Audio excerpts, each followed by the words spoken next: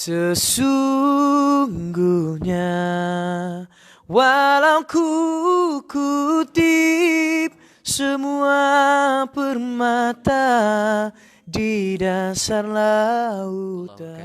Nahmaduhu wa nasta'inuhu wa nastaghfiruh wa na'udzu billahi min syururi anfusina wa min sayyiati a'malina man yahdihillahu fala mudilla lah wa man yudlil fala hadiyalah wa nashhadu an la ilaha illallah wa nashhadu anna Muhammadan abduhu wa rasuluh. Amma ba'du. Alhamdulillah, saya rasa bahagia dapat duduk sebelah orang yang pelakon yang terkenal, penyanyi terkenal, sentiasa dekat YouTube tu kira sentiasa apa dipanggil, apa nama tu, apa yang 10 yang paling glamour tu, trending dan memang terkenal dengan kebaikannya, dan artis, model semualah. Lepas tu orang baik pula, terkenal dengan baca Quran, jadi imam kan, duduk khutbah, duduk depan-depan daripada dulu kan. Masjid negara, masjid wilayah je mesti alif sata lah. Dia ada banyak alif-alif kan. Jadi tuan-tuan dan perempuan sekalian, syukur kan Alif syukur dapat jumpa dan kita berbual. Orang kata perjumpaan ni dia bermakna bila kita memuji, menyebut nama Allah SWT. Bila kita agungkan Allah, kita akan rasa sangat bahagia. Siapa sahaja. Dan orang kata tak semua orang Allah beri jadi orang yang terkenal, orang yang ke depan. Tapi Allah beri alif sata kerana kebaikan, doa mak ayah kan. Alhamdulillah. Allah beri jadi orang yang terkenal kat Malaysia dan selalu menjadi contoh yang baik. Dalam hadis Nabi, siapa mulakan satu kebaikan, orang lain ikut sampai kiamat, pahala dapat pada orang yang memulakannya. Macam saya, orang lain baca Quran juga, tapi kalau Alif baca Quran, orang jadi semangat kan. Saya tengok kat Instagram tu kan, saya tengok pun, kita pun ya Allah, kita pun teringat nak baca Quran. Kurang-kurang semua dengan suratul Fatihah. Begitu. Jadi sebenarnya saya pun Cina kan, dapat kenal Allah tu dah lewat, dapat kenal Allah tu rasa bahagia, rasa gembira. Jadi Alif, sebelum tu saya nak dengar Alif sikit, boleh menyanyi sikit lagu lagu paling terkenal sekarang. Pada kecil dengan lagu Rehan tu kan. Boleh? Boleh sikit lah. Boleh? Nak saya pegang? Okay. Boleh. Sesungguhnya walau ku kutip semua permata di dasar lautan. Sesungguhnya walau ku siram dengan air hujan dari 7 langitmu, namun cinta takkan hadir, namun rindu tak akan berbunga. Masya Allah. Saya selalu dengar kat YouTube tu, tapi dah hebat dah. Tapi apa orang kata, dah trending. Tapi rupanya dengar sebelah ni dia ada roh dia kan. Betul rupanya, walaupun video ni banyak kebaikan dia tersebar, tapi bila apa orang kata, bila orangnya kat sebelah, dia ada roh kat sebelah ni kan. Dia terasa lain lagi lah. Maknanya YouTube tu apa, video ni dia tak dapat nak tunjukkan yang sebenar lagi kan, walaupun dia dah hebat. Tu roh agama tu beza kan. Dia tak dapat nak gambar, walaupun dah canggih dalam semua alat-alat teknologi ni, tapi bila kita jumpa orang sebenar tu, rasa dia tu lain. Saya dengar kat YouTube, rasa sebab, tapi sebelah ni dia lagi rasa macam lagi dalam pergi dia sebab. Masya Allah. Jadi Alif kan, Masya Allah. Tuan-puan begitulah. Masya Allah, bila kita dalam hidup ni, perkara yang paling mahal bila kita dapat ucap syahadah. Saya tu jumpa suatu orang, Ilin nama dia masuk Islam. Saya jumpa kat Starbucks, dia mengucap. Bila dia mengucap masa tu, mula dia kata, Ustaz saya masuk Islam, tapi belum nak pakai tudung, belum nak buat ni. Tapi bila dia dapat, masa tu jumpa kat Starbucks je berbual, dia pun mengucap. Bila dia mengucap, dia nangis sebelum Ramadan. Sekarang dia puasa, dia dah mula belajar tutup aurat semua sekali. Dia kata, Ustaz saya rasa sangat happy, bahagia. Saya tengok orang mengucap ni rasa bahagia. Lagu tadi pula kira tentang hidayah Allah. Hidayah ni mahal. Jadi sebab tu dia selalu doa minta ke Allah SWT. Dan Alif, semoga diberikan hidayah. Semoga diberi hidayah. Dan setiap huruf kita baca, dan Allah ganda dalam Quran dan hadis, bila setiap huruf kita baca, Allah beri ganjaran yang banyak. Setiap huruf Quran dalam hadis, satu huruf, bukan kata alif lam mim. Nabi terangkan supaya orang faham. Walaupun kita fikir kenapa Nabi nak terang macam tu, Nabi kata satu ayat je, satu huruf Allah beri 10. Saya Nabi kata alif lam mim bukan satu huruf, alif satu huruf, lam satu huruf, mim satu huruf. punya nak terangkan apa bagi orang faham betapa nilai besarnya Quran. Beratnya. Walaupun nampak Quran tu begitu terletak, dia berabuk kadang-kadang, tapi Quran ni dia lebih mahal daripada segala perkataan dalam dunia ni. Sahabat Quran ni kita betul. lagi tu. Dia jadi sahabat kita, cahaya dalam kubur kita nanti di akhirat. Dalam hadis juga siapa baca Quran setiap ayat, mak ayah dia naik tingkat demi tingkat dalam syurga. Hafiz Quran yang amal Quran. Tempat takhir mak ayah kita, tempat takhir kita baca. Jadi lagi banyak kita baca Quran, lagi banyak kita sebenarnya hadiahkan syurga buat mak ayah kita. Alif mak ayah ada lagi. Alhamdulillah. Masya-Allah. Alif kan boleh baca Fatihah sikit macam dekat tu, saya pun nak teringin juga. Nak saya pula yang merakam Alif baca Fatihah ni. Boleh Alif kan? Tak apa, setiap huruf kan kita ni sama-sama niat belajar ni. Bismillahirrahmanirrahim. nervous. Okey. Bismillahirrahmanirrahim. Alhamdulillahi rabbil alamin. Ar-Rahmanir-Rahim. Maliki yaumiddin. Iyyaka na'budu wa iyyaka nasta'in. اهدنا الصراط المستقيم صراط الذين أنعمت عليهم غير المغضوب عليهم ولا الضالين.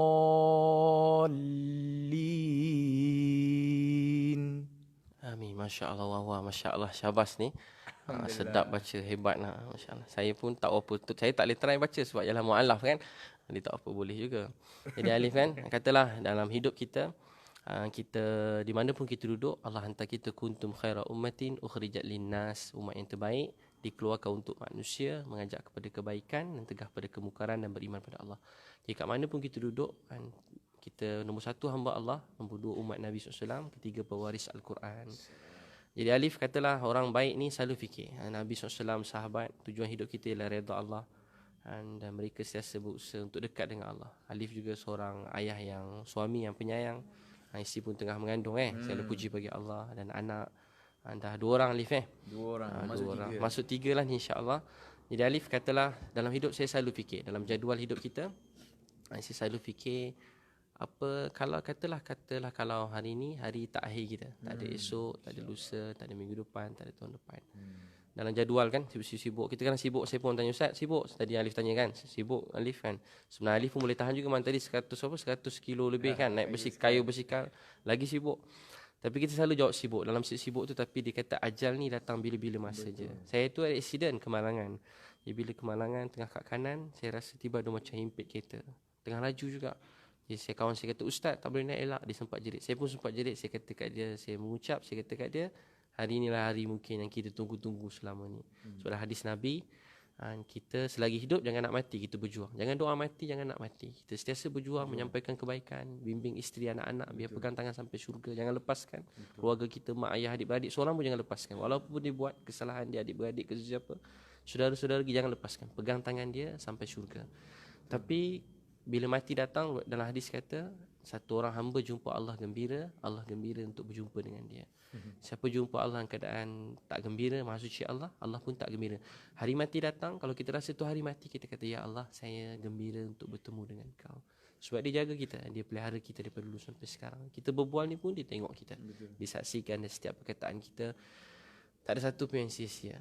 Saya selalu fikir, tantah katalah kalau hari ni hari takhir saya. Katalah hari takhir Alif kan, tak ada esok, tak ada lusa, tak ada minggu depan, tak ada tahun depan. Apa Alif nak pesan pada terutamanya pada isteri Alif, yang saya tahu Alif sangat sayang isteri, yang banyak berjuang siang dan malam, tak berhenti berjuang, berjuang untuk kita kan. Kita tak ada kat sini, saya selalu cakap, saya tak ada kat sini kalau tanpa doa mak saya, ayah saya, dan saya tak ada kat sini tanpa doa isteri saya. Alif pun begitu, saya pasti. Saya kalau nampak orang berjaya, Alif satu saya fikir, mesti mak dia kuat doakan dia, mesti ayah dia kuat doakan dia, mesti isteri dia sangat kuat dan doakan dia. Sebab tu kita boleh pergi mana-mana tak. Kalau tak ada isteri kita jaga anak-anak kita, keluarga kita, tak boleh bergerak, tak takut nak keluar rumah. Walaupun kita siapa pun dalam dunia, kita tak tenang nak buat kerja kita. Kita tu hutang budi pada mereka. Jadi Alif, katalah kalau hari ni hari takhir, saya doa Alif 100 tahun, orang baik macam Alif 100 tahun, sehat, panjang umur, keluarga semua sikit. Tapi katalah kalau hari ni hari takhir, tak ada esok, tak ada minggu depan, apa Alif nak cakap pada isteri? Kita kita apa nak cakap pada isteri? kalau hari takhir, dan juga nasihat untuk anak-anak.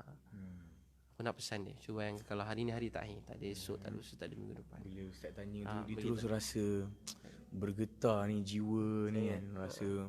Rasa bila kita sentiasa ingat mati kan, tapi bila dia katakan macam kalau betul lah hari ni aku last, aku hidup kat muka bumi ni, ada pula peluang aku nak bercakap dekat orang-orang yang kita sayang kan. So mungkin ingatlah yang Allah tu ada dengan kita waktu senang kita, susah kita. Cakap kat, kalau nak cakap kat isteri saya, kira macam Allahu Akbar. Cakap apa ya? Tak terkata saya. Ingat, semoga sentiasa kita tak putus.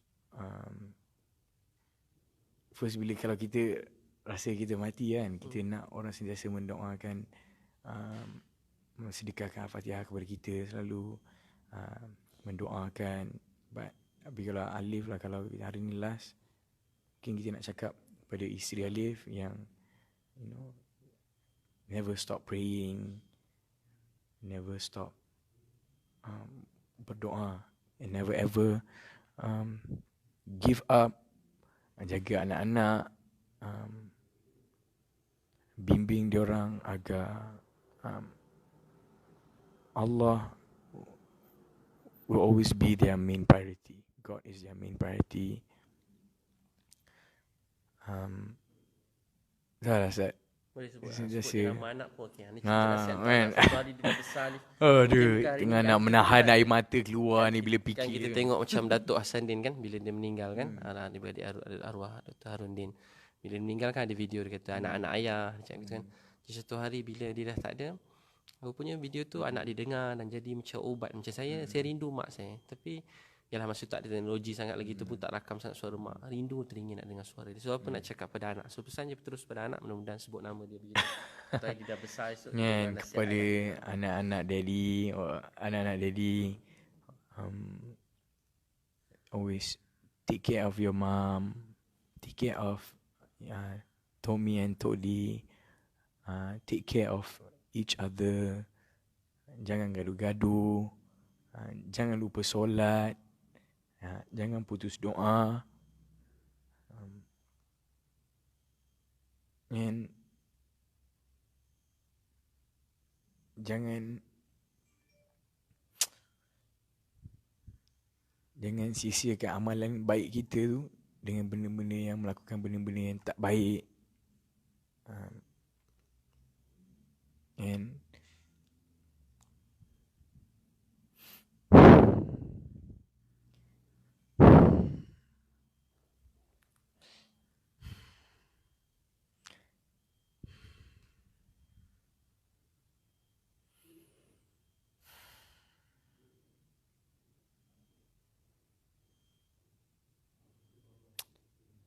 dan bila kita fikir hari yang kita tak ada tu nanti, kita rasa macam siapa nak jaga dia kan? Siapa nak jaga anak-anak kita? Siapa nak jaga keluarga kita? So, Daddy, I just want my kids to know yang apa yang Alif buat sepanjang hidup Alif is always for the family, and know that apa yang nikmat yang kita dapat ni is all from Allah Subhanahu Wa Taala. And jangan pernah rasa sesekali yang benda ni mutlak milik kita sampai bila-bila, and that your father can be taken away, your mother can be taken away at any time. And yang Daddy nak pesan supaya sentiasa rasa bersyukur. Sentiasa kena rasa bersyukur.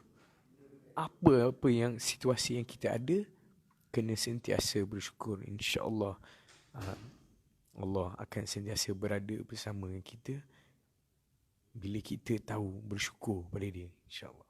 Masya-Allah, mai peluk sikit lah. Dia memang begitu. Dia berkat dia. Alhamdulillah.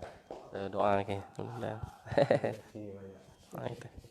Terima moga makin maju jaya Contoh yang baik sentiasa. Doakan bahagia sampai syurga anak. InsyaAllah. Terima kasih Alif. Alhamdulillah. Ada buku bidadari Zam Buku buku bidadari hadiah. Bila cakap pasal anak-anak, Betul. memang sedih kan. Kita pula ayah yang sibuk-sibuk ni. Alif lagi lah sibuk. Bila kita sibuk kita macam kesian kat anak. Kan. Selalu bila anak-anak kan siapa dah lama tak peluk ayah, budak-budak sekolah kan. Siapa dah lama tak peluk ayah. Budak-budak selalu angkat tangan. Dia ingat ayah dia tak sayang sebab ayah kan mesti kecil je peluk. Dah besar kurang peluk. Tapi dia tak tahu semua ayah saya jumpa, saya pergi penjara, jumpa nelayan-nelayan.